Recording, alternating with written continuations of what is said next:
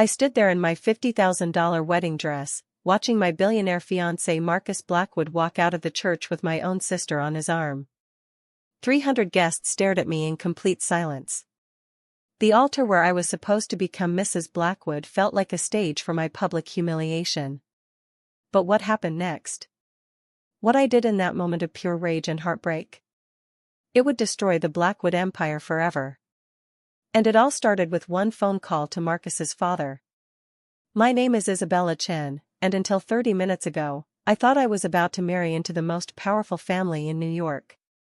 I'm not some gold digger. I built my own tech company from my college dorm room and sold it for $200 million when I was just 25. But Marcus Blackwood, he was worth $15 billion, and I thought he loved me for who I was, not what I was worth. I was so wrong. Let me rewind to 6 months ago, when everything seemed perfect. Marcus and I had been together for 2 years. He proposed on his private yacht in the Mediterranean, with a 10-carat diamond ring that cost more than most people's houses. I said yes because I genuinely believed we were soulmates. Isabella, you're the only woman who's ever challenged me, he whispered that night as we watched the sunset. You don't need my money. You don't need my name. That's why I need you. I should have known those were lies. The wedding planning was like a fairy tale. We rented out the entire St. Patrick's Cathedral. My dress was custom-made in Paris. The reception was going to be at the Plaza Hotel with a guest list that read like Forbes' richest people list. Everything was perfect. Too perfect. 3 weeks before the wedding, I noticed Marcus acting strange.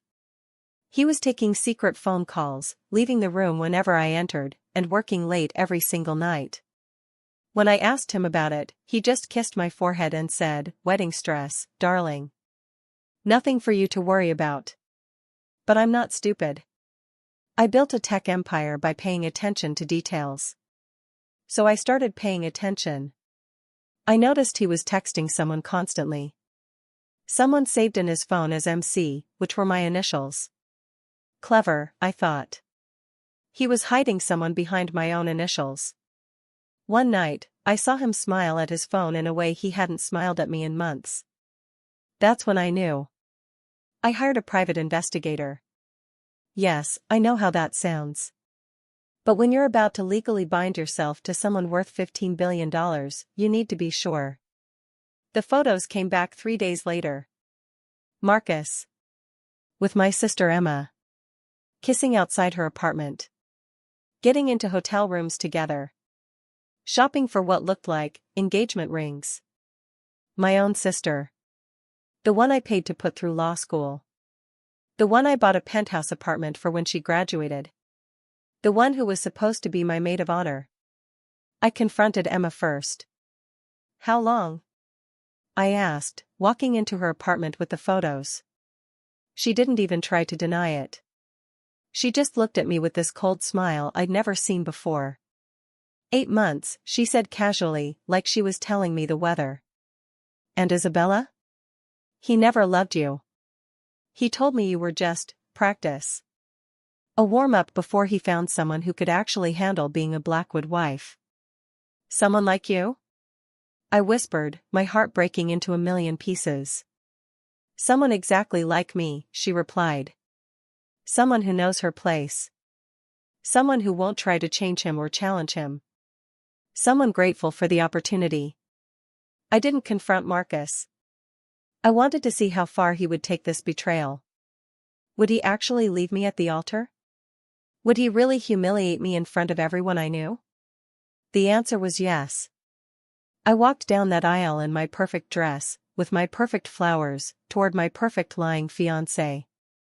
He was standing there in his $20,000 tuxedo, looking like every woman's dream. But when I got close enough to see his eyes, I saw something that made my blood freeze. Relief. He looked relieved that I had shown up, but not because he wanted to marry me.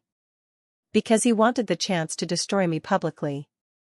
Isabella, he said when I reached the altar, loud enough for everyone to hear. I can't do this. The church went completely silent. You could have heard a pin drop. I'm in love with someone else, he continued, his voice carrying to every corner of the cathedral. Someone who understands me better. Someone who completes me in a way you never could. That's when Emma stepped out from the crowd. My own sister, wearing a dress almost as beautiful as mine, walking toward the altar like she belonged there. I'm sorry, Isabella, Marcus said, but he wasn't sorry at all. Emma and we tried to fight it. But love doesn't follow rules. As I watched them walk out together, leaving me standing there like a fool, something inside me snapped. Not just broke, snapped. All the hurt and betrayal transformed into something much more dangerous. Pure, calculated rage. I thought about Marcus's father, Richard Blackwood. The 65-year-old silver-haired patriarch who built the Blackwood empire from nothing. The man who never liked Marcus's arrogance. The man who always told me I was too good for his son. The man who, just last month, had looked me in the eyes at a family dinner and said, Isabella, you're the daughter I never had. If Marcus ever hurts you, you come to me first. Well, Richard. Your son just hurt me in the worst way possible. I pulled out my phone, my hands shaking with anger, and dialed Richard's number. He answered on the first ring. Isabella? Sweetheart, shouldn't you be saying I do right now? Richard, I said, my voice deadly calm despite the chaos around me. Your son just left me at the altar for my sister. In front of 300 people. And I have a proposition for you. There was a long pause. What kind of proposition, he asked, and I could hear the anger building in his voice. The kind that will destroy Marcus forever, I replied. But I need your help. And Richard? Yes? I hope you weren't too attached to the idea of Marcus inheriting your empire. Because after today, that's never going to happen. Richard was quiet for so long I thought the call had dropped. Then I heard something that made my heart race with anticipation. He was laughing. Not a gentle chuckle, but a deep, powerful laugh that sounded like thunder. Isabella Chen, he said finally, I think it's time you and I had a very serious conversation. Can you be at my penthouse in an hour? I'll be there in 30 minutes, I replied. Good. And Isabella? Yes? Bring that wedding dress. We're going to make sure Marcus regrets this day for the rest of his life. As I hung up the phone, still standing at that altar in front of all those staring guests, I smiled for the first time all day. Marcus thought he had destroyed me. He thought leaving me here would break me. He had no idea what he had just unleashed. And he definitely had no idea what his father and I were about to do to him. I arrived at Richard Blackwood's penthouse still wearing my wedding dress, my makeup streaked with tears of rage. The doorman didn't even blink. When you're worth $30 billion like Richard, your staff learns not to ask questions. Richard opened the door himself, which surprised me. He was still in his wedding guest attire, a perfectly tailored navy suit that probably cost more than most people's cars. But his face was dark with an anger I'd never seen before. Come in, Isabella, he said quietly. We have much to discuss. His penthouse overlooked all of Manhattan. Floor-to-ceiling windows showed the city sprawling below us like a kingdom. And in that moment, I realized I was about to make a deal with the king. Drink, he offered, walking to his crystal bar. Something strong, I replied, my voice still shaking. He poured 2 glasses of whiskey that probably cost $500 per bottle and handed me one. We stood there in silence for a moment, both processing what had just happened. Tell me everything, Richard said finally. So I did. I told him about the private investigator, about Emma's betrayal, about Marcus's cruel words at the altar. With every detail, Richard's jaw got tighter and his eyes got colder. 8 months, he repeated when I finished. My son has been lying to both of us for 8 months. I'm sorry, Richard. I know this must be hard for you too. He laughed, but there was no humor in it. Hard? Isabella, you have no idea how long I've been waiting for Marcus to show his true colors. I built this empire with my bare hands, and I've watched my son turn into an entitled, cruel man who thinks he deserves everything without earning it. I set down my glass and looked at him directly. So what do we do about it? Richard smiled, and for the first time I understood why people called him ruthless in business. We destroy him. Completely. But first, I need to know, how far are you willing to go for revenge? As far as it takes, I replied without hesitation. Good. Because what I'm about to propose will shock everyone, including you. But it will also guarantee that Marcus loses everything he thinks he's entitled to. My heart was racing. What are you thinking? Richard walked to his window and looked out at the city. Marcus thinks he humiliated you today. He thinks he's won. But what if we turned this entire situation upside down? I don't understand. He turned back to me, his eyes gleaming with something dangerous. Isabella, you're beautiful, intelligent, and worth $200 million in your own right. You're everything a Blackwood wife should be. Marcus was too stupid to see that. Richard, what are you saying?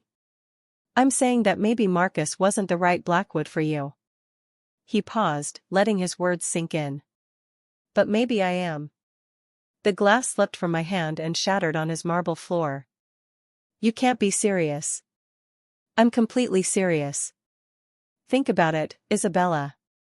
Marcus left you at the altar because he thought it would destroy you. But what if, instead of being destroyed, you became more powerful than he ever imagined? I stared at him, my mind racing. Richard Blackwood was 65, but he was still incredibly handsome in that distinguished, silver fox way. He was brilliant, powerful, and unlike his son, he had always treated me with genuine respect and affection. You want me to marry you, I said slowly. To get revenge on Marcus.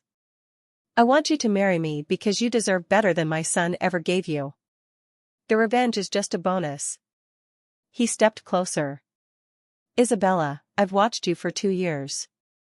I've seen how you handle business, how you treat people, how you carry yourself. You're exactly the kind of woman who should be running the Blackwood Empire. And Marcus? Richard's smile was ice cold. Marcus would be cut out completely. No inheritance, no company position, no trust fund. Nothing. He'd have to watch his father's young, beautiful wife take over everything he thought was his. I walked to the window, my mind spinning. It was insane. It was scandalous. It was perfect. There's just one problem, I said finally. What's that? I don't love you, Richard. And you don't love me. He joined me at the window. Isabella, I've been married twice. Once for love, once for business. Love didn't last, but respect and partnership? That's what builds empires. I respect you more than any woman I've ever known. And I think, given time, we could build something real together. What about the age difference?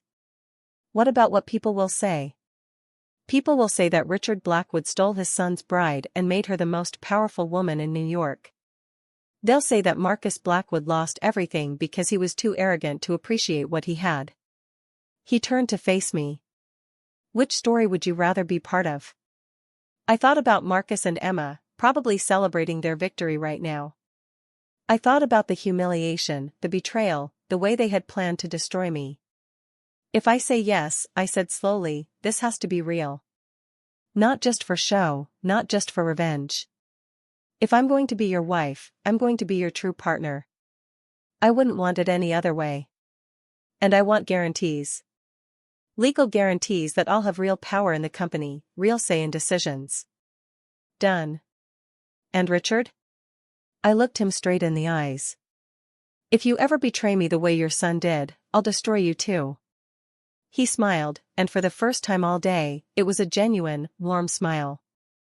Isabella Chen, I think you're going to make a magnificent Blackwood. I took a deep breath. Then ask me. Richard got down on one knee, right there in his penthouse, while I was still wearing the wedding dress his son had left me in.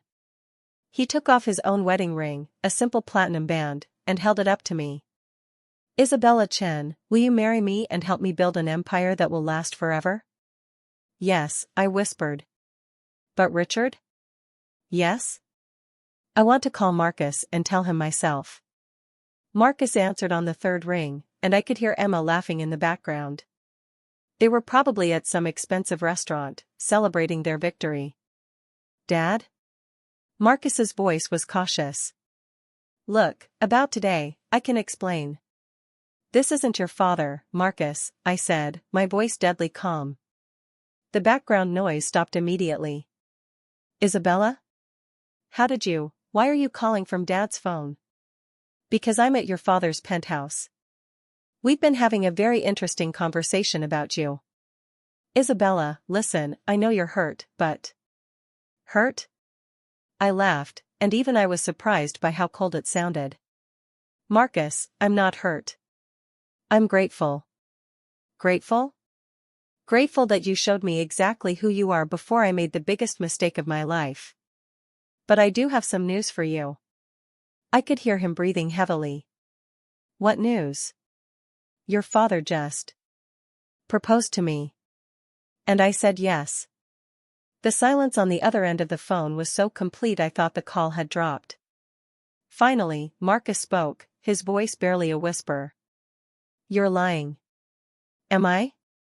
Richard, would you like to speak to your son? Richard took the phone from me, his eyes never leaving mine. Hello, Marcus. Dad, please tell me this is some kind of sick joke. No joke, son. Isabella and I are getting married. Tomorrow, actually. We see no reason to wait. Tomorrow? Dad, you can't be serious. She's half your age. She was supposed to marry me. And you threw her away like garbage in front of 300 people. Did you really think there wouldn't be consequences? I could hear Marcus starting to panic. Dad, she's just using you to get back at me. Can't you see that? What I see is a brilliant, beautiful woman who deserves better than she got from you. What I see is someone who will make an excellent partner in business and in life. What I see is the future Mrs. Richard Blackwood. This is insane. Dad, I'm your son. Yes, you are. And as my son, you had every advantage in the world. The best schools, unlimited money, a guaranteed position in my company, and a woman who loved you despite your flaws. And you threw it all away for what? A cheap affair with her sister? Richard's voice was getting colder with every word. You made your choice, Marcus. Now I'm making mine. Dad, please. We can work this out. I'll break up with Emma. I'll apologize to Isabella. Just don't do this. It's too late for that, son. You see, when you humiliated Isabella today, you didn't just hurt her. You embarrassed the Blackwood name. You showed the world that my son is a man without honor, without loyalty, without character. That's not the kind of man who can run my empire. I watched Richard's face as he spoke to his son, and I saw something that made my heart race. This wasn't just about revenge anymore. Richard was genuinely angry at what Marcus had done, not just to me, but to the family reputation. So here's what's going to happen, Richard continued. Tomorrow, Isabella and I will be married in a private ceremony. Next week, I'll be announcing that she's taking over as CEO of Blackwood Industries. And you, Marcus, will be removed from all company positions and cut out of my will entirely. You can't do this. I can, and I am. You wanted to play games, Marcus. You wanted to show everyone how powerful you were by destroying an innocent woman. Well, congratulations. You've shown everyone exactly what kind of man you are. Richard looked at me and smiled. And you've also shown me exactly what kind of woman Isabella is. The kind who doesn't break when she's betrayed. The kind who gets stronger. The kind who deserves everything I can give her. Dad, I'm begging you. Goodbye, Marcus. Oh, and son?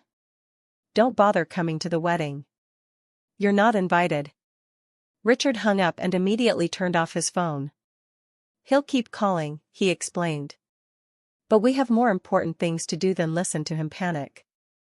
Like what? Like planning a wedding. I meant what I said, tomorrow. I want the whole world to know that you're mine now, not his. I felt a thrill run through me. Tomorrow seems fast. Isabella, I've been in business for 40 years. When I see an opportunity, I take it immediately. And you, my dear, are the opportunity of a lifetime. What about Emma? What about the media? This is going to be the scandal of the century. Richard walked to his desk and pulled out his laptop. Let me worry about the media. I own 3 newspapers and have connections at every major network. By tomorrow evening, the story won't be billionaire marries son's ex-fiancé.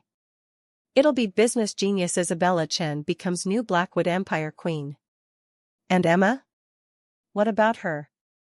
She got what she wanted, Marcus. Let her have him. She has no idea what she's actually won. What do you mean? Richard's smile was sharp as a knife. She thinks she's getting a billionaire heir. What she's actually getting is a man with no inheritance, no job, and no future. Marcus has a trust fund that I can freeze, credit cards that I can cancel, and a lifestyle that I've been paying for. Emma wanted the Blackwood fortune? She's about to find out that Marcus doesn't have one anymore. I stared at him, finally understanding the full scope of what we were doing. You're not just cutting him out of the will. You're cutting him off completely. Completely. Let's see how much your sister loves him when he can't afford to take her to fancy restaurants anymore. Richard, that's brutal. Isabella, my son left you at the altar to humiliate you in front of everyone you know. Your sister betrayed you in the worst way possible.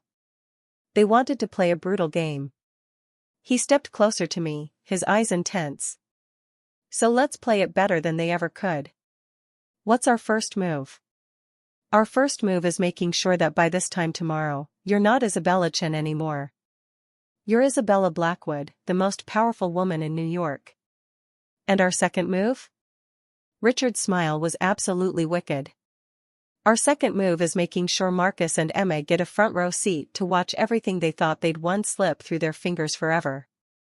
24 hours later, I stood in Richard's private study wearing a simple but elegant cream-colored dress that cost more than most people's cars. It was nothing like the elaborate gown I'd worn yesterday. This was sophisticated, powerful, perfect for a woman about to become the head of a business empire. The judge Richard had called in was a family friend who'd known the Blackwoods for decades. He kept glancing between us with barely concealed shock, but he was too professional to ask questions. Do you, Richard James Blackwood, take Isabella Chen to be your lawfully wedded wife? I do, Richard said, his voice strong and certain. He was wearing a charcoal gray suit that made his silver hair look distinguished rather than old. Looking at him, I could see why he'd been one of New York's most eligible bachelors after his divorce. Do you, Isabella Chen, take Richard James Blackwood to be your lawfully wedded husband? I looked into Richard's eyes and saw something I'd never seen in Marcus's, genuine respect. Not just desire, not just attraction, but real respect for who I was as a person. I do, I said. By the power vested in me by the state of New York, I now pronounce you husband and wife. Richard kissed me softly, and for a moment, I forgot this had started as revenge. There was something real in that kiss, something that made my heart skip. Mrs. Blackwood, he whispered against my lips. Mr. Blackwood, I whispered back. The judge left quickly, probably eager to get away from what he knew was going to be the scandal of the decade.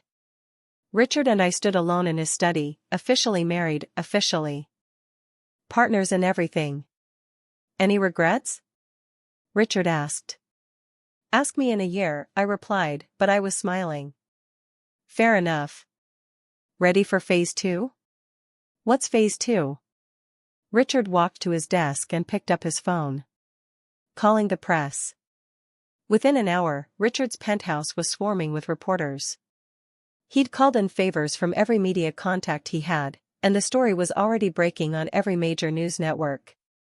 Blackwood Empire shocker, billionaire patriarch marries son's ex-fiancée in secret ceremony. Revenge or romance, Isabella Chen becomes new Blackwood matriarch. Marcus Blackwood cut from inheritance after altar betrayal. Richard and I stood together in his living room, facing the cameras. His arm was around my waist, and I could feel the strength and confidence radiating from him. "Ladies and gentlemen," Richard began, "I'd like you to meet my wife, Isabella Blackwood, and the new CEO of Blackwood Industries." The reporters erupted with questions.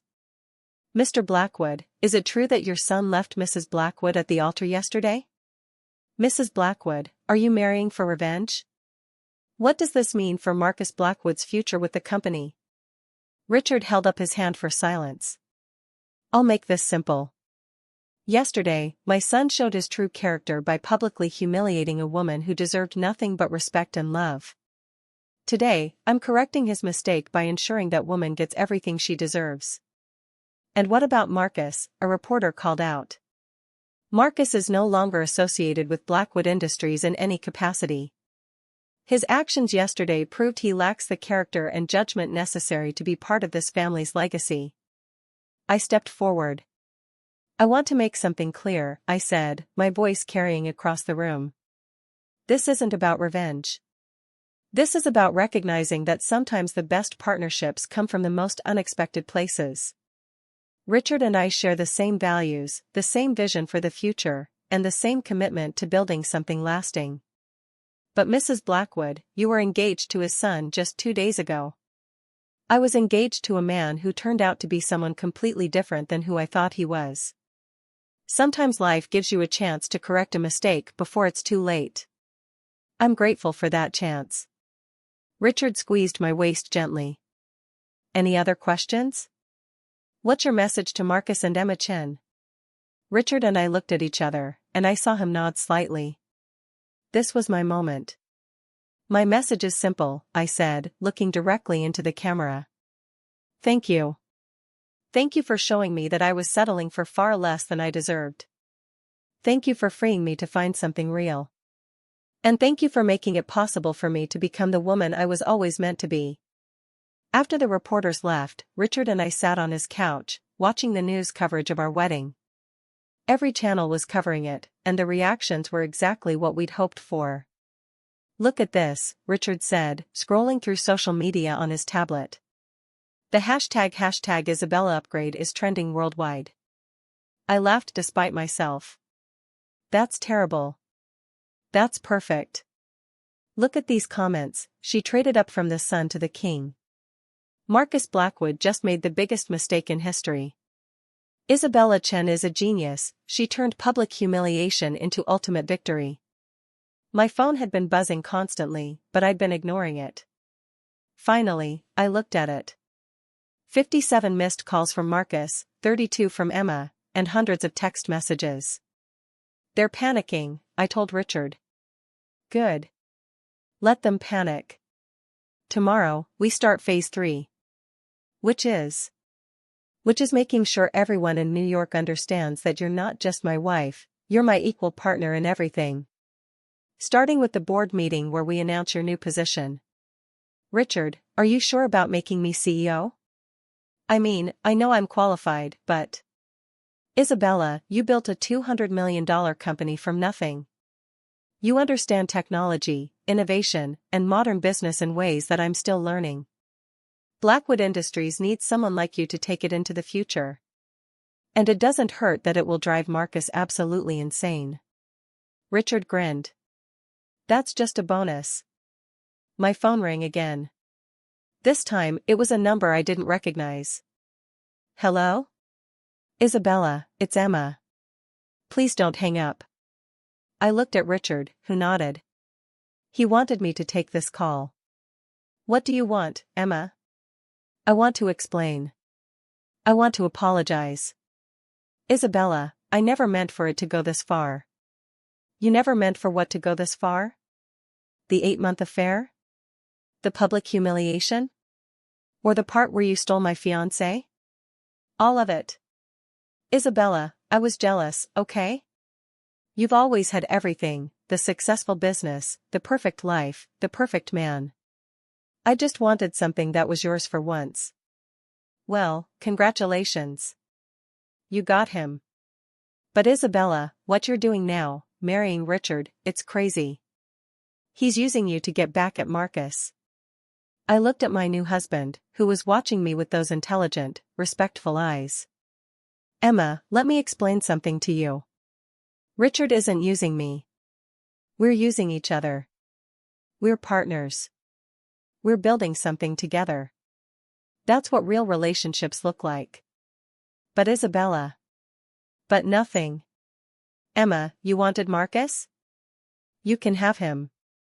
But here's what you didn't think about. Marcus without the Blackwood fortune is just a spoiled, cheating man with no job and no prospects. Good luck with that. I hung up and turned off my phone. Feel better? Richard asked. Much better. But Richard, I need to ask you something, and I need you to be completely honest. Anything. Are you doing this just to hurt Marcus? Because if this is only about revenge, I need to know now.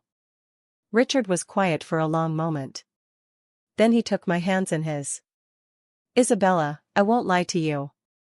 When I first suggested this, revenge was a big part of it. I was furious at what Marcus had done to you, and I wanted him to pay for it. My heart sank a little. But, he continued, somewhere between yesterday and today, something changed. Watching you handle the press, seeing how you've turned this situation into an opportunity, realizing how perfectly we work together, Isabella, I think this might be the best decision I've ever made, revenge or no revenge. Really? Really? You're extraordinary, Isabella. You're everything I never knew I was looking for. I leaned over and kissed him, and this time, it felt completely real. So what happens now? I asked. Now we show New York what a real power couple looks like. 3 days after our wedding, I walked into the Blackwood Industries boardroom wearing a black power suit that cost more than most people's monthly salary. The 40-story building in Midtown Manhattan was now partially mine, and I was about to claim my place at the head of the table. The 12 board members were already seated, their faces showing various degrees of shock, curiosity, and barely concealed skepticism. These were some of the most powerful people in New York, old money, old boys club, old ways of thinking. Richard entered behind me, his hand briefly touching my lower back in a gesture of support.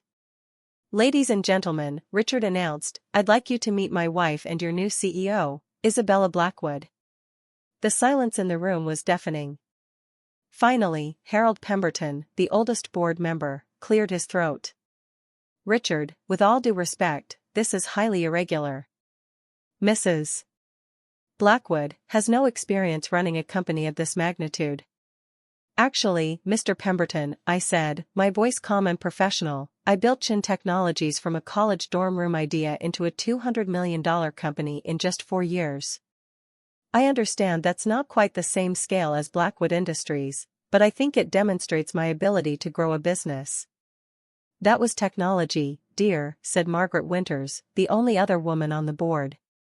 This is real estate, manufacturing, and international finance. It's a bit more complex. I smiled, but there was steel in it. Mrs. Winters, I'm curious, what was your qualification for joining this board? Was it your business experience, or was it the fact that your late husband left you his shares? Margaret's face flushed red, but she didn't answer. I thought so, I continued. Now, let me explain why Richard chose me as CEO, and why you should be excited about it rather than resistant. I walked to the presentation screen and pulled up the slides I'd prepared. Blackwood Industries has been profitable for decades, but growth has been stagnant for the past 5 years. You've been doing business the same way for so long that you're missing massive opportunities. The first slide showed market analysis data. The global market for smart building technology is expected to reach $200 billion by 2025. Blackwood Industries owns 17 major commercial properties in Manhattan alone. If we retrofit these buildings with smart technology, we could increase their value by 40% and their rental income by 25%. I saw a few board members lean forward with interest. Furthermore, I continued, Blackwood's manufacturing division is still using processes that are 15 years out of date. By implementing AI-driven efficiency protocols, we could reduce costs by 30% while increasing output by 50%. These are interesting ideas, said James Morrison, the CFO, but implementing them would require massive capital investment. Which we can afford, I replied, clicking to the next slide. I've already identified 3 venture capital firms that specialize in smart building technology. They're willing to provide $500 million in funding in exchange for a 15% stake in a new subsidiary. We maintain control, they provide expertise and capital, and everyone profits. The room was completely quiet now, but it was a different kind of quiet. They were listening. But here's the real opportunity, I said, clicking to my final slide. Marcus was supposed to inherit this company, but Marcus thinks small. He thinks like someone who inherited wealth instead of someone who built it. I think like someone who started with nothing and created something extraordinary. Richard stood up. The board will vote on Isabella's appointment as CEO. All in favor? One by one, hands went up around the table. Even Margaret Winters raised her hand, though she looked like it physically pained her to do so. Motion carries unanimously, Richard announced. Isabella, the company is yours. After the board meeting, Richard and I went to lunch at the Four Seasons. We were celebrating, but I could tell something was bothering him. What's wrong? I asked. Marcus has been trying to reach me for 3 days. He's called the office, the penthouse, even tried to get to me through my lawyer. What does he want? To talk. To explain. To beg, probably. Richard sighed. Isabella, I need to ask you something. Do you want me to see him? To give him a chance to apologize? I thought about it carefully. Richard, he's your son. If you want to see him, I understand. That's not what I asked. I asked what you want. I looked at my husband, and it still felt strange to think of him that way, and realized he was genuinely asking for my opinion as his partner. I think, I said slowly, that Marcus needs to understand that actions have consequences. But I also think that maybe it's time for him to see what he's lost. What do you mean? I mean, let's invite him to dinner. Tonight. At the penthouse. Let him see us together, see how well we work as a team, see what his choices have cost him. Richard smiled. You want to show him what he gave up. I want to show him what he never deserved in the first place. That evening, Marcus arrived at the penthouse looking like he hadn't slept in days.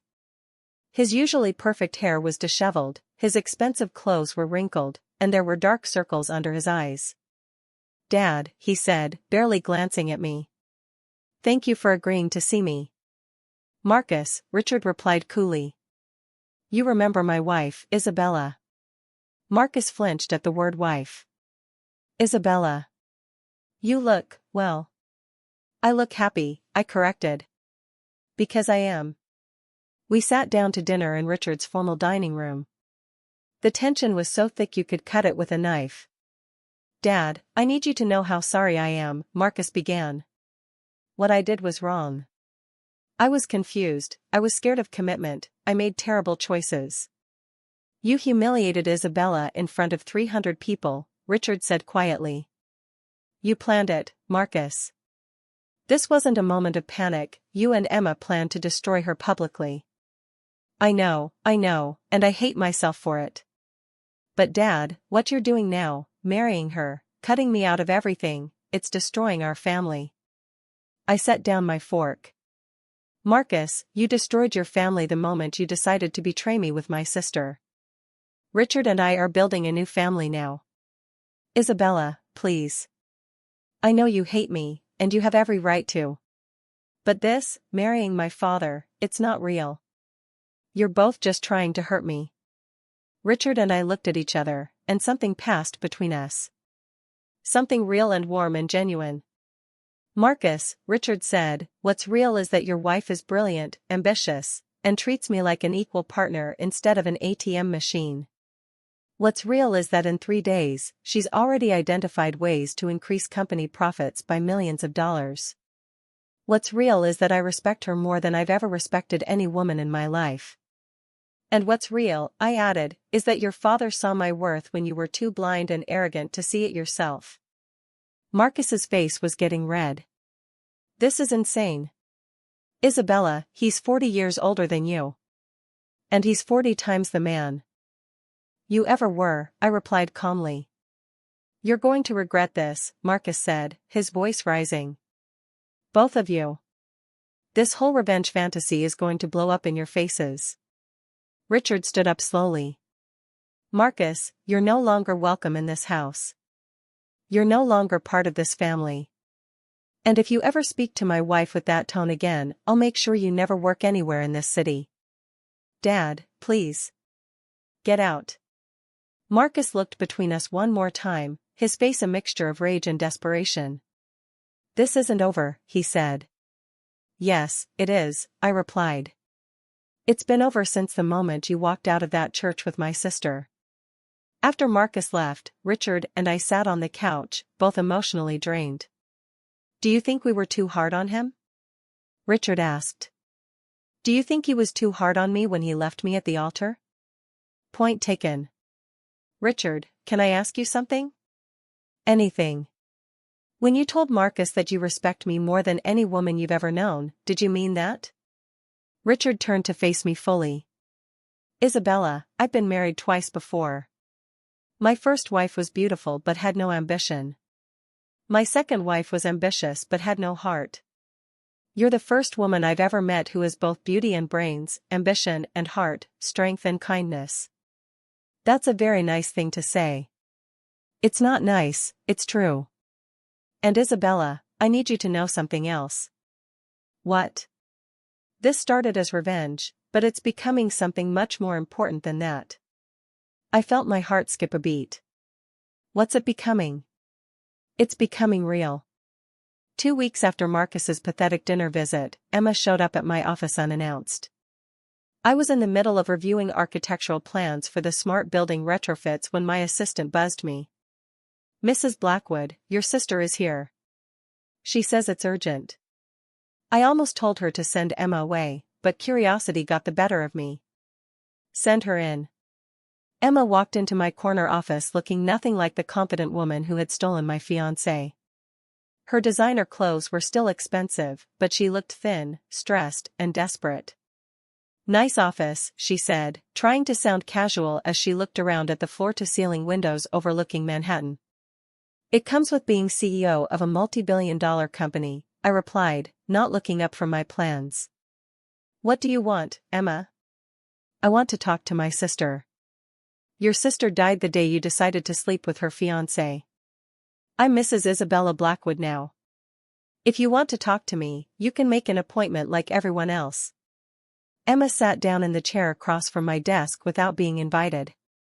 Isabella, please. I need your help. That got my attention. I looked up at her, really looked at her, and saw something I'd never seen before in my confident little sister's face, fear. What kind of help? It's Marcus. He's not the man I thought he was. I leaned back in my chair. Really? The man who cheated on his fiancée and left her at the altar isn't turning out to be Prince Charming? I'm shocked. Isabella, I'm serious. He's angry all the time. He blames me for everything that happened. He says if I hadn't seduced him, he'd still have his inheritance. And what do you say to that? I say he made his own choices. But he won't listen. He's been drinking constantly, and yesterday She trailed off, looking down at her hands. He what, Emma? He grabbed me. Hard. Left bruises on my arms. He said it was my fault that his father hates him now. Despite everything Emma had done to me, I felt a flicker of concern. Emma, if Marcus is hurting you, you need to leave him. With what money? Emma's voice cracked. Isabella, I quit my job when Marcus and I got together. He said he'd take care of everything. But now Richard has frozen all of Marcus's accounts. We're living off my savings, and they're almost gone. So get another job. It's not that simple. The scandal has made me toxic. Every law firm in the city knows what I did. No one wants to hire the woman who stole her sister's billionaire fiancé, especially now that it's backfired so spectacularly. I studied my sister's face. She looked genuinely scared, and despite everything, she was still my sister. What exactly are you asking me for, Emma? I'm asking you to talk to Richard.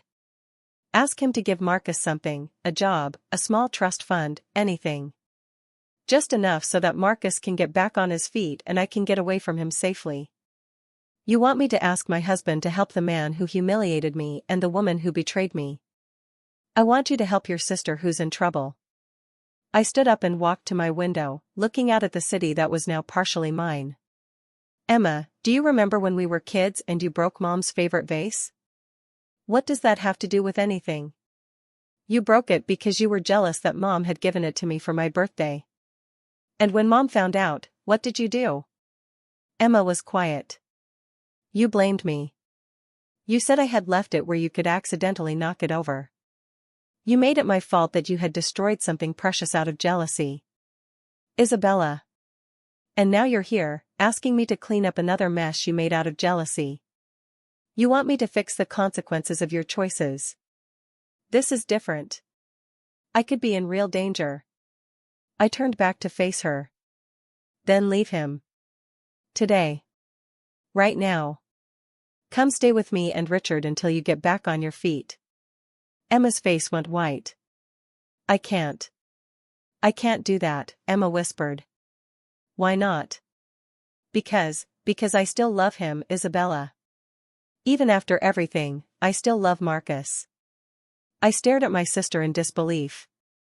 Emma, you just told me he's drinking constantly and grabbing you hard enough to leave bruises. That's not love, that's abuse. You don't understand. When he's sober, when he's not angry about losing everything, he's still the Marcus I fell in love with. He's charming and sweet and he tells me we're going to figure this out together. And then he gets drunk and hurts you. It was just once.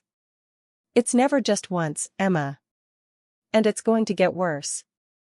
Emma stood up, her face flushing with anger. You know what, Isabella? I should have known you wouldn't help me. You're so busy playing house with your revenge husband that you can't even help your own sister. My revenge husband? I felt my own anger rising. Emma, Richard and I have built something real together. Something based on mutual respect and partnership. Something you clearly don't understand. Oh please. You married a man 40 years older than you to get back at Marcus. Don't pretend this is some great love story. Get out of my office. Isabella. Get out. Now. And Emma? Don't come back unless you're ready to leave Marcus and actually change your life. I won't enable your bad choices anymore. After Emma left, I sat at my desk feeling shaken. Despite everything she'd done. Seeing her scared and desperate had affected me more than I wanted to admit. That evening, I told Richard about Emma's visit. She wants me to give Marcus money, Richard said, his voice flat. She says he's become abusive. That he's drinking and blaming her for everything. Richard was quiet for a long moment. Isabella, I need to tell you something about Marcus that I've never told anyone. What? When he was in college, there was an incident. A girl accused him of getting aggressive with her at a party. I made it go away, paid for her to transfer schools, made sure it never went on any official record. My blood ran cold. Richard, why didn't you tell me this before? Because I hoped it was just a one-time thing. A stupid mistake. I thought maybe if I got him into therapy, if I kept him busy with work, if I found him the right woman. He looked at me sadly. I thought you might be able to change him. So you knew he had the potential to be violent, and you let me get engaged to him anyway? Isabella, I'm sorry. I thought. You thought what? That I could fix him? That love would cure him of being an abuser? Richard looked stricken. I thought he'd grown up. I thought he'd changed. And honestly, I thought if anyone could handle Marcus, it would be you. you're so strong, so confident. Richard, that's not how abuse works. It's not about being strong enough. It's about the abuser choosing to hurt someone they have power over. You're right. I'm sorry. I should have told you. I paced around our living room, my mind racing. Emma is in danger. What do you want to do about it? I don't know. She won't leave him, and she won't let me help her unless we help him too. Isabella, I will not give Marcus money. Not after what he did to you, and not if he's hurting Emma. Money won't solve his problems, it will just enable them. Then what do we do? Richard thought for a moment. We document everything. We make sure Emma knows she has options. And we wait for her to be ready to accept help on our terms, not hers. What if something happens to her before then? Then we'll deal with it. But Isabella, we cannot save someone who doesn't want to be saved. 3 days later, my worst fears were realized. Emma called me at 2 a.m., sobbing hysterically. Isabella, I need help. Please, I need help. Emma, what happened? Marcus came home drunk tonight. He was ranting about you and Richard, about how you'd stolen his life. He said it was all my fault, that I'd ruined everything. And then She broke down crying. Emma, where are you? I'm in the bathroom. I locked myself in, but Isabella, I think he broke my wrist. And there's blood. I'm calling 911 right now. Stay on the phone with me. No. Isabella, if the police come, if this becomes public, it will destroy what's left of my career. Please, just come get me. Emma, you need medical attention. Please, Isabella. I'm begging you. Just come get me and take me to a private doctor. I'll leave him, I promise. I'll do whatever you want. Just please help me. I looked at Richard, who had woken up when my phone rang. He nodded. Give me the address. We'll be there in 20 minutes. Richard and I drove through the empty Manhattan streets to the modest apartment Marcus and Emma were renting in Queens. It was a far cry from the luxury penthouse Marcus was used to. Emma met us at the door, and I gasped when I saw her. Her left wrist was clearly broken, there was a cut on her forehead that was still bleeding, and bruises were already forming on her neck. Oh, Emma, I whispered, pulling her into my arms. He's passed out in the bedroom, she said quietly. We need to go before he wakes up. Emma, we're taking you to the hospital, Richard said firmly. I can't. The media will be handled, Richard interrupted. I know people at Mount Sinai. Private entrance, private room, complete discretion. As we helped Emma to the car, she looked back at the apartment building. I really loved him, Isabella. I know you think I'm stupid, but I really thought we could be happy together. I don't think you're stupid, Emma. I think you're human. And I think Marcus is a monster who fooled both of us. What's going to happen to him? Richard's voice was ice cold. Marcus is going to learn that there are consequences for putting his hands on women. Starting tonight. While Emma was getting her wrist set and her cut stitched at Mount Sinai, Richard made a series of phone calls that would change Marcus's life forever. Detective Morrison? It's Richard Blackwood. I need to report a domestic violence incident. Yes, I'll hold. Richard, what are you doing? I asked. What I should have done 20 years ago when that girl in college came forward. I'm making sure Marcus faces consequences for his actions. But Emma said she didn't want the police involved. Emma doesn't get to make that choice anymore. She's not thinking clearly, and Marcus will do this again if someone doesn't stop him. Within an hour, 2 detectives arrived at the hospital. Emma was terrified, but Richard had called in favors to ensure the officers were experienced with domestic violence cases and understood the need for discretion. Mrs. Chen, Detective Sarah Martinez said gently, we understand this is difficult, but we need to document your injuries and get your statement. I don't want to press charges, Emma said immediately. Ma'am, in New York State, domestic violence is prosecuted by the state, not the victim. If we have evidence of a crime, we have to pursue it. Emma looked at me desperately. Isabella, I can't do this. The media will destroy me. Emma, the media destroyed you the day you decided to steal my fiancé at the altar. This is about saving your life. Detective Martinez took photos of Emma's injuries and recorded her statement. Meanwhile, other officers were at the Queen's apartment, arresting Marcus. What will happen to him? I asked Detective Martinez. With injuries this severe and the victim's statement, he'll be charged with felony assault. Given his family's resources, he'll probably make bail, but he'll have to stay away from Ms. Chen. And if he violates the restraining order? Then he goes to jail. No bail, no exceptions. Richard squeezed my hand. It's handled, Isabella. Marcus will never hurt Emma again. The next morning, the story broke across every major news outlet. Marcus Blackwood arrested for domestic violence. Fallen heir charged with felony assault. From alter to arrest, Marcus Blackwood's complete downfall. Emma was staying in our guest room, her arm in a cast, looking smaller and more fragile than I'd ever seen her. I'm sorry, she said quietly as we sat having breakfast. I'm sorry for everything I did to you, Isabella. You were right about Marcus.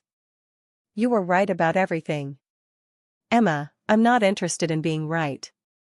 I'm interested in you being safe.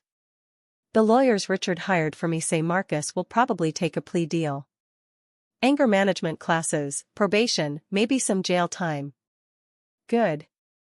Isabella, can I ask you something? What? Are you happy? Really happy? With Richard? I thought about the question seriously. Yes, Emma. I really am. Even though you married him for revenge? I married him for revenge. But I'm staying married to him because somewhere along the way, it became real. How do you know? I smiled, thinking about Richard, who was currently in his study making calls to ensure Emma had the best legal representation money could buy. Because he sees me as an equal partner in everything. Because he respects my opinions and values my input. Because when I told him I wanted to completely restructure the company's technology division, he didn't question my expertise, he asked how he could help. And because he's protecting me, even after what I did to you, Emma added quietly. That too. Richard appeared in the doorway. Ladies, I have news. Marcus's lawyer called. He wants to make a deal. What kind of deal? I asked. He'll plead guilty to the assault charges and agree to mandatory anger management and alcohol treatment. In exchange, he wants me to reinstate a small trust fund, just enough to live on modestly. Emma and I looked at each other. What do you think? Richard asked me. I think Marcus needs to face consequences for what he did. But I also think Emma deserves to move on with her life without worrying about him becoming homeless and desperate. So we agree to the deal? We agree to the deal. But Richard, I want conditions. What conditions? Marcus stays away from both Emma and me permanently. He leaves New York. And if he ever contacts either of us again, the trust fund disappears forever. Richard smiled. Done. 2 weeks later, Marcus pled guilty to felony assault. He was sentenced to 6 months in jail, followed by 2 years of probation and mandatory counseling. The trust fund Richard set up would give him $50,000 a year, enough to live on, but a far cry from the billions he'd expected to inherit. Emma was slowly getting back on her feet. Richard had used his connections to get her a job at a law firm in Boston, far enough from New York to start fresh, but a good position that would rebuild her career. I'm scared, she admitted the night before she left for Boston. Of what? Of being alone. Of starting over. Of facing what I did. Emma, you made terrible choices. But you also survived something horrible, and you're strong enough to build a better life. Will you ever forgive me? I thought about it carefully. I'm working on it. But Emma, forgiveness doesn't mean forgetting. It doesn't mean going back to the way things were. I know. I just I miss having a sister. You still have a sister. But our relationship is going to be different now. It has to be. Emma nodded, tears in her eyes. I love you, Isabella. And I'm proud of you. You turned the worst day of your life into the beginning of something amazing. After Emma left for Boston, Richard and I settled into our new normal. The media attention had finally died down, and we were able to focus on running the company and building our marriage. Any regrets? Richard asked one evening as we sat on our terrace, looking out over the city. About which part? Any of it. All of it. I thought about Marcus leaving me at the altar, about the humiliation and betrayal, about the impulsive decision to marry Richard for revenge. No regrets, I said finally. If Marcus hadn't betrayed me, I never would have found you. I never would have discovered what a real partnership looks like. Even though I'm 40 years older than you? Richard, age is just a number. Maturity, respect, and genuine partnership, those are what matter. And the company? Any regrets about taking over? I laughed. Are you kidding? We've increased profits by 35% in 3 months. The Smart Building Initiative is ahead of schedule and under budget. The board members who were skeptical of me are now asking for my advice on their own companies. So you're happy? I'm more than happy. I'm fulfilled. I'm challenged. I'm respected. I'm exactly where I'm supposed to be. Richard took my hand. Isabella, I need to tell you something. What? I love you. My heart stopped. We'd been married for 3 months, but neither of us had said those words yet. Richard. I know this started as revenge. I know we got married for all the wrong reasons. But Isabella, somewhere along the way, I fell in love with your brilliant mind, your fierce determination, and your incredible heart. I looked at my husband, this man who had seen my worth when I couldn't see it myself, who had given me a platform to show the world what I was capable of, who had protected my sister even after she'd betrayed me. I love you too, I whispered. Really? Really? Richard, you saved me from settling for less than I deserved. You showed me what it feels like to be truly valued and respected. You gave me a partnership I never knew was possible. He kissed me then, soft and sweet and full of promise. So what happens now? I asked. Now we build an empire together. Now we show the world what happens when two people who truly respect each other decide to conquer everything. And Marcus? Marcus is yesterday's news. We are the future. 6 months after Marcus's sentencing, Richard and I were featured on the cover of Forbes magazine with the headline, The Blackwood Renaissance, How a Revenge Marriage Became New York's Most Powerful Partnership. I was in my office, reading the article for the 3rd time, when my assistant buzzed me. Mrs. Blackwood, there's a woman here to see you. She says her name is Victoria Blackwood. I froze. Victoria was Richard's first wife, Marcus's mother. I'd never met her, but I knew she'd been out of the picture since Marcus was a teenager. Send her in. Victoria Blackwood was still beautiful at 62, with perfectly styled blonde hair and the kind of elegant bearing that comes from old money. She was also clearly furious. So you're the little gold digger who destroyed my family, she said without preamble. Mrs. Blackwood, please sit down. And for the record, I'm Isabella Blackwood now. You're Victoria Morrison, if I'm not mistaken. Her face flushed at the reminder that she'd remarried after divorcing Richard. Don't get smart with me, girl. I know exactly what you are. What am I, Victoria? You're an opportunistic little schemer who saw a chance to get revenge on Marcus and manipulated a lonely old man into marrying you. I leaned back in my chair, studying her. Is that what you think happened? I know that's what happened. Richard called me last week. He wanted to discuss changing Marcus's trust fund terms, and he mentioned that his wife thought Marcus should have to complete his anger management program before receiving any money. And you disagree with that condition? I disagree with you having any say in my son's life whatsoever. Victoria, your son nearly broke my sister's wrist. He put her in the hospital. He pled guilty to felony assault. Maybe the question isn't whether I should have a say in his life, but whether you should. Victoria's composure cracked slightly. Marcus made a mistake.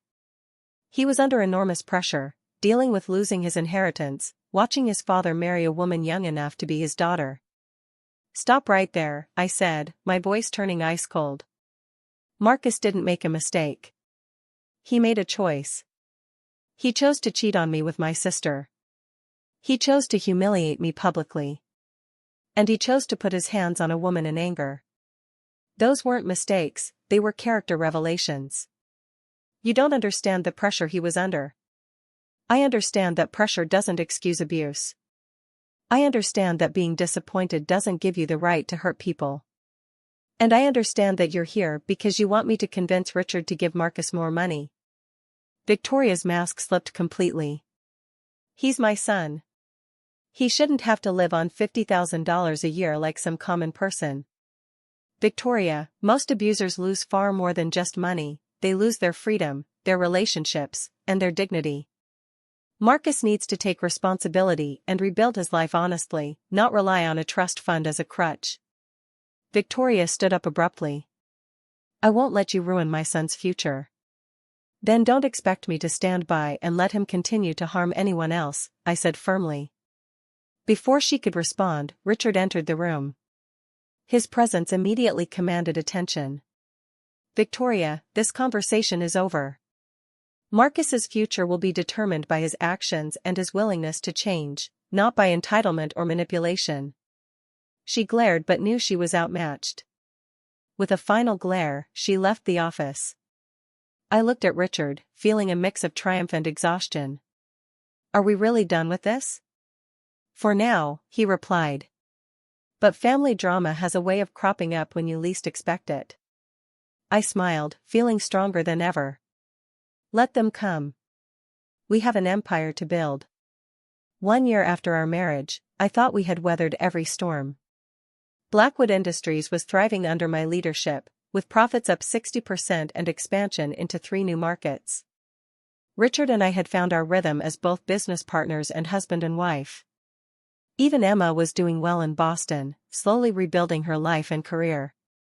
Then Marcus made one last, desperate play. I was in the middle of a board meeting when my assistant slipped me a note, "Emergency, turn on Channel 7 News now." I excused myself and turned on the conference room television. There was Marcus, looking cleaned up and sober, sitting across from investigative journalist Isabella Chen, no relation, despite the name. Tonight on Truth Exposed, Amanda was saying, "We have an exclusive interview with Marcus Blackwood, son of billionaire Richard Blackwood, who claims his father's marriage to Isabella Chen was part of an elaborate financial conspiracy." My blood ran cold. "Marcus, you're making some serious allegations," Amanda continued. "You're claiming that your father's marriage was fraudulent?" Marcus looked directly into the camera, his blue eyes filled with calculated sincerity. "Amanda, my father is 66 years old. Isabella Chen is 27.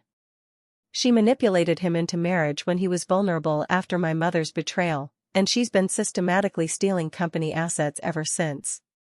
That's a serious accusation. Do you have proof?" Marcus pulled out a folder. "I have bank records showing suspicious transfers. I have emails between Isabella and her sister discussing how to maximize the inheritance potential. I have evidence that Isabella has been funneling company money into offshore accounts." The conference room was dead silent. Every board member was staring at me. "Furthermore," Marcus continued, "I believe my father is being medically compromised. His judgment has been severely impaired since the marriage. I'm filing for conservatorship to protect him from further financial abuse." I felt like I'd been punched in the stomach. Not only was Marcus lying, but he was doing it brilliantly. He looked sincere, wounded, concerned for his father. To anyone who didn't know the truth, he would seem like a loving son trying to protect his aging father from a gold-digging wife. We'll be back after the break with more shocking revelations about the Blackwood family empire, Amanda announced. I turned off the television and looked around the room. Some board members looked confused, others looked skeptical, and a few looked like they were already calculating how to distance themselves from me. "This meeting is adjourned," I announced. "I need to speak with my husband immediately." I found Richard in his study, watching the same broadcast with a look of cold fury I'd never seen before. "How?" I asked simply. "Money," Richard replied. "Marcus found investors, probably Victoria and her new husband, to fund this campaign. The documents are sophisticated forgeries, and the journalist is known for sensationalist reporting." "Richard, some of those bank records looked real." "They are real. But they're not what Marcus claims they are. Those transfers were legitimate company investments that I authorized. The offshore accounts are legal tax shelters that we use for international business. Marcus is taking real financial documents and creating a false narrative around them." "What about the emails between Emma and me?" Richard looked grim. "Those could be fabricated, or they could be taken from real conversations and edited. Either way, we need to respond quickly and decisively." "How?" "We fight back. With the truth, with our own evidence, and with every resource we have." Within hours, our legal team was in crisis mode. We had three major problems: the conservatorship filing, which could temporarily remove Richard's ability to make business decisions, the fraud allegations, which were triggering SEC investigations, and the media firestorm, which was destroying our stock price in real time. "The conservatorship hearing is scheduled for next week," our lead attorney, Jonathan Hayes, explained. "Marcus's lawyers are claiming that Richard's marriage to you was evidence of diminished capacity, and they're bringing in medical experts to testify." "What kind of medical experts?" I asked. "Psychiatrists who will claim that no rational 66-year-old man would marry a 27-year-old woman unless he was being manipulated or was mentally compromised." I felt sick. "So they're going to put our marriage on trial?" "Essentially, yes. They'll argue that the marriage was predatory on your part and evidence of cognitive decline on Richard's part." Richard stood up abruptly. "Then we give them a fight they'll never forget." "What do you mean?" "I mean we don't just defend ourselves, we go on the offensive. Jonathan, I want you to investigate every aspect of Marcus's life for the past year. His finances, his associates, his communications. I want to know who's funding this attack and why." "Richard," I said carefully, "are you sure you want to escalate this? A public legal battle could destroy the company." "Isabella, they're trying to destroy us anyway. At least this way, we control part of the narrative." Over the next week, our investigation uncovered the truth behind Marcus's sudden transformation from broken ex-heir to media-savvy whistleblower. Victoria's new husband, petroleum executive James Morrison, had provided the funding. Marcus's girlfriend, yes, he'd already moved on from Emma, was a public relations consultant who'd orchestrated the media campaign. And the evidence was a carefully crafted mix of real documents taken out of context and sophisticated forgeries. But we also discovered something else: Marcus was in violation of his probation. He'd been drinking again, and he'd been spotted at several casinos, despite gambling being explicitly prohibited under the terms of his plea agreement. The night before the conservatorship hearing, Richard and I sat in our living room, preparing for what could be the fight of our lives. "Whatever happens tomorrow," Richard said, "I want you to know that marrying you was the best decision I ever made." "Even if it costs you your company?" "Isabella, you are my partner in every sense of the word. We built this empire together. If we lose it, we'll build another one. But I will not let them destroy you to get to me. And I won't let them use me to destroy you." Richard smiled. "Then we're in agreement. Tomorrow, we show them what a real partnership looks like." The conservatorship hearing was held in a packed courtroom. Media filled the gallery. Marcus and Victoria sat with their high-powered legal team, and Richard and I sat with ours, ready for war. Marcus's lawyer, David Sterling, opened with a devastating portrait of a young woman who had manipulated an aging billionaire.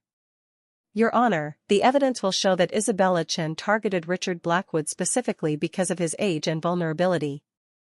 She orchestrated an elaborate scheme, beginning with seducing his son and then, when that relationship soured, immediately pivoting to the father.